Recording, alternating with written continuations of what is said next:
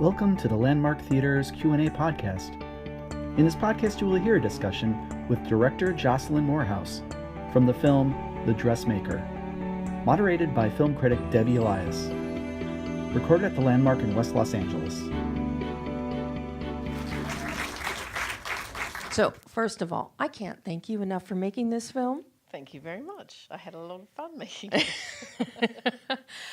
One of the book, because as soon as I saw the film, I had to go get the book and read. And I can't recommend it highly enough to all of you as well. Rosalie Ham's book. You can find it on Amazon.com. But what is it about the book? When were you first introduced to that and the light bulb went off and said, I see a movie? Well, actually, it was Sue Maslin, the producer. She sent the book to me. Well, no, actually, it was originally it belonged to someone else, actually. There was an earlier producer who sent the book to me and said, are you interested? But at the time, my youngest boy had just been diagnosed with autism. He was my second child with autism, and so I couldn't consider doing anything besides looking after him. So I said, I'm sorry, I can't do it. And then cut to like a year later, I get approached by a different producer, Sue Maslin, who now had the rights. And I gave her the same answer. I'm sorry, I'm really busy with my son. Luckily, God bless her, she came back twice, kept asking me. And so I finally read the book and I loved it. I loved its insane fierceness, its hilarious sort of, what do you call it, gallows humour, which I related to because that's how I live my life, really. I see life as a tragicomedy. And so I felt like Rosalie and I shared some DNA. And I fell in love with the characters. Of course, the concept of putting all these gorgeous frocks in the outback is a cinematic, you can't resist that. As a director, that's a really very tempting idea. But I also just love the characters. I love Tilly and Molly and Sergeant Farrett. Actually, Sergeant Farrett really, that was when I knew that I was in. So when you get a book that is as rich and textured as Rosalie's book, how do you sit down and cull that into a script that's going to fit in roughly 90 minutes to 2 hours? Well, it's really hard, actually. I mean, you could have done a mini-series out of this book because the characters were so delicious. And really, in the book, Rosalie devoted a lot of time to the minor characters as well. But I really couldn't do that. In only 2 hours, you have to be really brutal about what you trim from the book. So PJ Hogan, he's my husband, he and I worked closely and very obsessively on working out how to distill the story and still relish the characters, but, not be too long. And it took us years, actually, because, so once again, I have to thank Sue Maslin for her amazing patience, because we were doing stuff. We were moving from America back to Australia, because we used to live here. We were making his movie Mental, so we had to stop writing while we were doing that because I was a producer on Mental. And then I directed a play for the Sydney Theatre Company, so poor old Sue, she had to keep waiting. We did about 8 drafts until we were happy. But yes, it was a long process, but we really loved doing it. Now, because of the fact that you were also going to be directing it, so many writer-directors have a different approach to things. Some visualize while they are writing. They may storyboard as they're writing. Mm-hmm. They may start shot listing as they're writing. Yes. What is your process, especially something as visual as The Dressmaker? Well, I knew this was going to be a very visual piece, probably more visual than anything I'd ever directed. So while I was writing, even before I started writing, I started collecting images that I could really make a gallery out of and surround myself with. So there were some fashion photographs. I signed up and subscribed to the very expensive Vogue archive, which is worth doing if you've got the money, because it's just so beautiful. You get to be able to see every issue of Vogue from the beginning of its publication until now. And so you can really, I could just obsess over the period of time that this film was set in, which is the golden age of couture, which is the 1950s, and explore Christian Dior, and Balenciaga, Charles James, Jacques Fath, Balmain, a lot of amazing, and Chanel, of course, but she started a little earlier than the 50s. But it was really amazing, and I did a lot of research. But I also just looked for emotional images because the book is quite visual and very inspiring. And I would look for emotional images of mothers and daughters, of children in the dust, or anything that might just inspire me to think visually, so that when I was writing it, I had that kind of language in my head. Well, and speaking of visuals, you couldn't do much better than bringing in Don McAlpine as your cinematographer. Yes. For those that may not be familiar with some of Don's work, he's worked with PJ and you before on Peter Pan, on Mental, but this little film for Baz Luhrmann called Moulin Rouge, which, if that isn't visual... And Romeo and Juliet, he did that. That's true, yeah. He's Baz's go-to. And also, mine now. And also... films like Predator, Clear and Present Danger. So you see the vastness of Don McAlpine's work, and I think The Dressmaker is a perfect example of so many of the textures that he brings as a cinematographer. He's an amazing artist. He would never admit to that. He hates the word. But he really is. He's 80 years old and still full of energy. And, he put us all to shame with his energy. He just loves making movies. He's very, very passionate about trying to make the most beautiful images. So he was incredible to work with. And we started early. We started a year before the film, just talking about spaghetti westerns and Russell Drysdale paintings and just the images we wanted. Well, and, so much of this film is about framing, which is something you and I talked about in our interview last week. You've got narrow hallways, and a lot of this is due to the wonderful production design of the good Mr. Ford. Oh, yeah, Roger Ford, he's an astounding designer. And you really use that as a metaphor. And you and Don together, how long was that process of developing the visual tonal bandwidth of this film? Well, actually, it began with John McAlpine, Roger Ford, and me.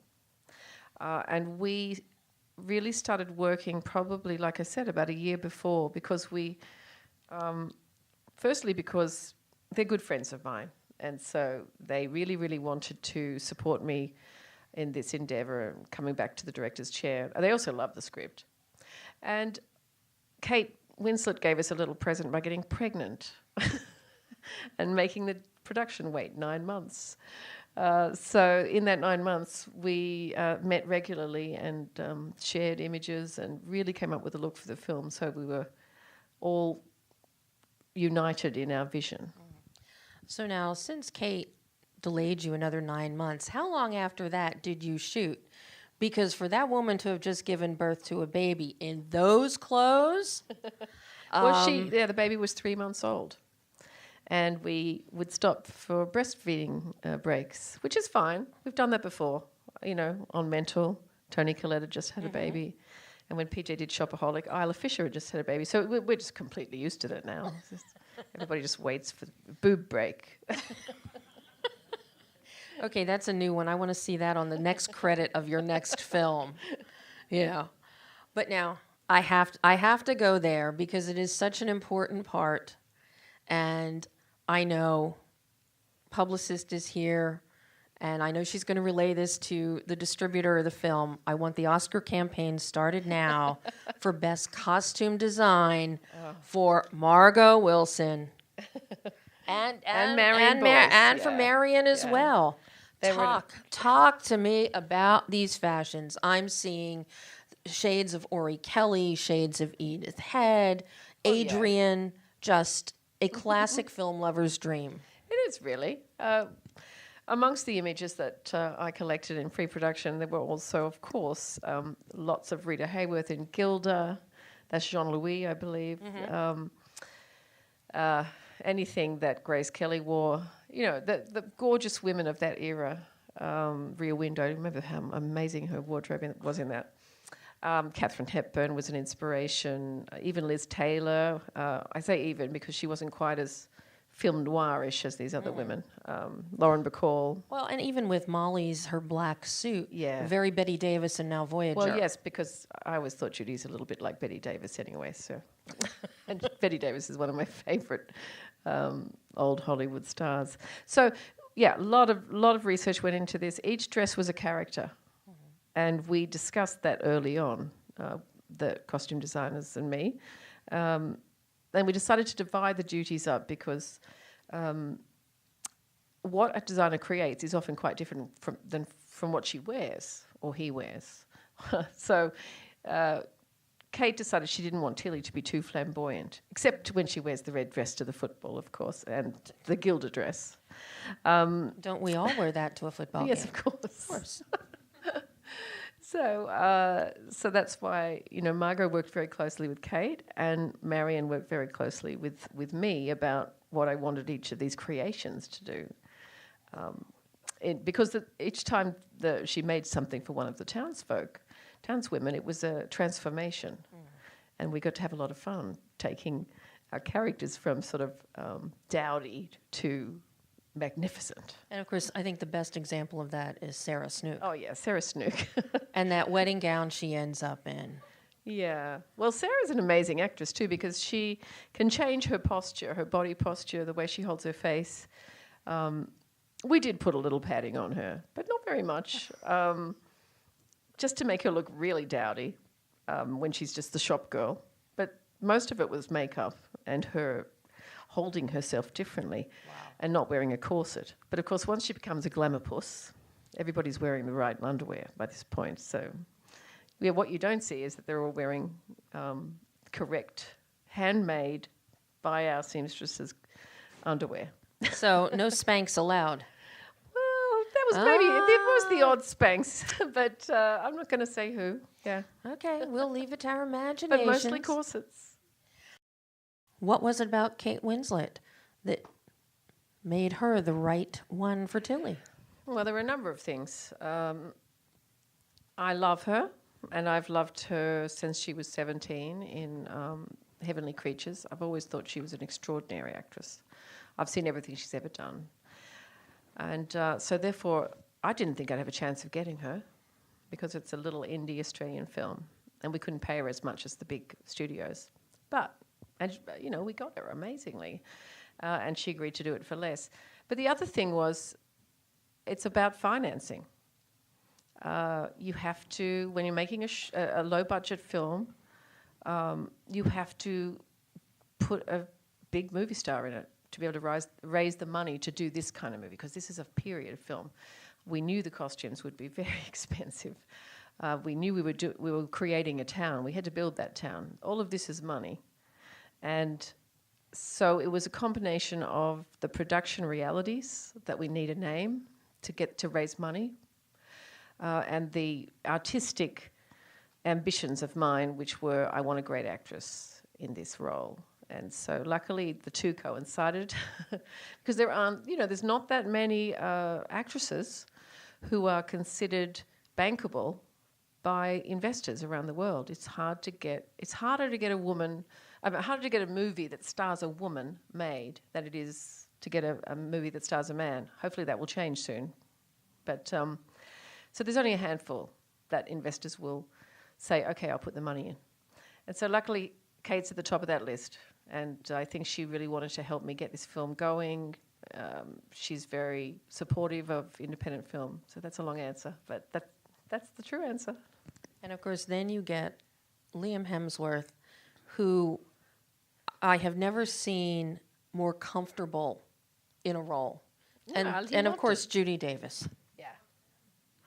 Well, Judy Davis was definitely a dream come true for me too, because I've always wanted to work with her since I saw her in My Brilliant Career, which was a really important film for me because I was a young woman when that film came out, dreaming of being a director, and I didn't know any female directors in my country. And then Gillian Armstrong came along with that film just at the right time. And I went, wow, if Gillian can do it, I can do it. And who is that amazing girl she's got in the movie? And who shot it? and it was Don McAlpine.